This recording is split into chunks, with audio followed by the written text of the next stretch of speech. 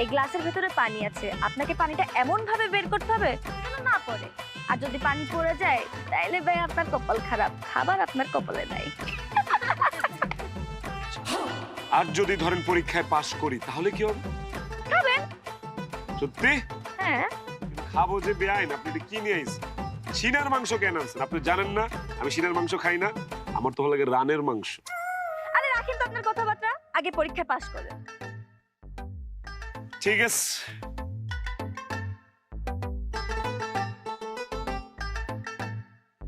বুঝলাম, মানে আমার আইডিয়াই তুমি আমারে কও হবে?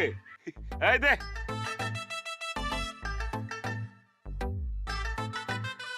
চকচকাটা, দে চকচকাটা।